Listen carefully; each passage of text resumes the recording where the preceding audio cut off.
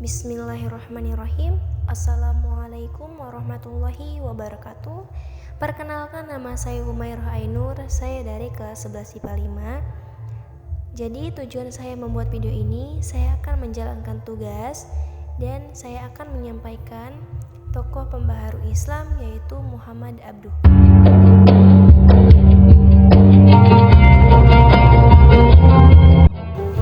Baik, saya akan menjelaskan biografi Muhammad Abduh, pendidikan, dan akhir hidupnya. Muhammad Abduh dilahirkan di daerah Mesir Hilir pada tahun 1849.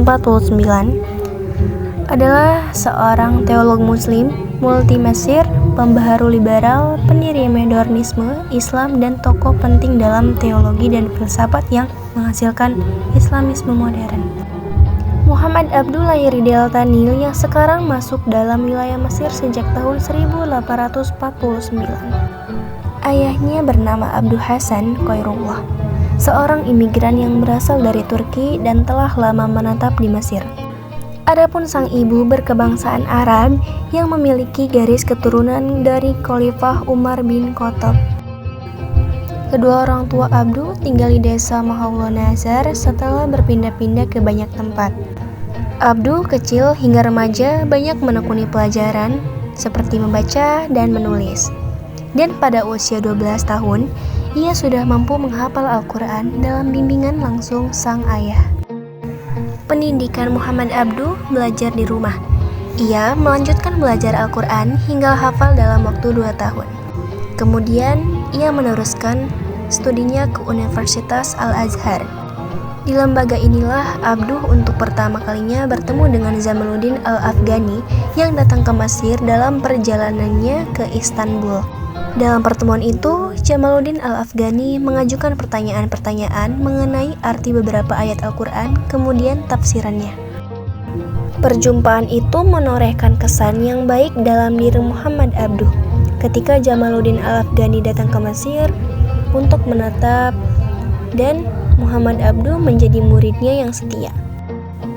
Dan dia mulai belajar filsafat di bawah pimpinan Jamaluddin Al-Afghani.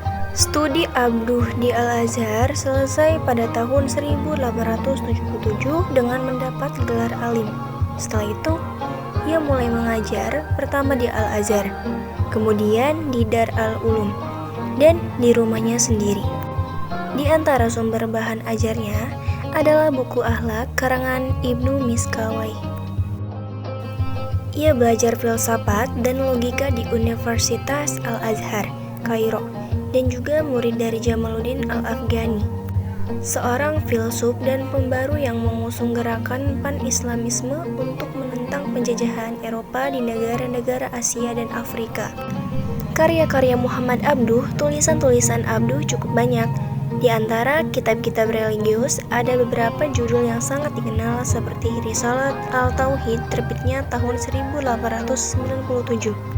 Sebuah karya yang merangkum pandangan-pandangan teologinya. Al-Islam wa Al-Nasraniyah ma'al ilma wa Al-Madaniyah, atau Islam dan Kristen dalam kaitannya dengan sains dan peradaban. Dan Islam wa Al-Rad ala Muttaqidi, atau Islam dan bantahan terhadap kritiknya tahun 1909. Adapun ide-ide pembaruan Muhammad Abduh yang membawa dampak positif bagi pengembangan pemikiran Islam itu sebagai berikut. Pintu ijtihad masih terbuka lebar bagi umat Islam.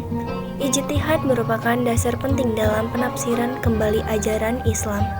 Lalu, Islam adalah ajaran rasional yang sejalan dengan akal. Dengan akal, maka ilmu pengetahuan menjadi maju.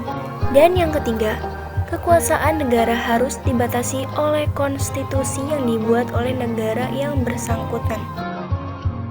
Akhir hidupnya Muhammad Abduh atau Abduh menjadi Mufti Agung Mesir sampai ia meninggal pada 11 Juli 1905 di Mesir. karena karsinoma sel ginjal. Sebelum wafat, ia sudah mencetuskan konsep kampus Mesir yang baru bisa diwujudkan setelah kematiannya. Gagasan tersebut sekarang terwujud dalam Universitas Kairo yang didirikan pada 1908.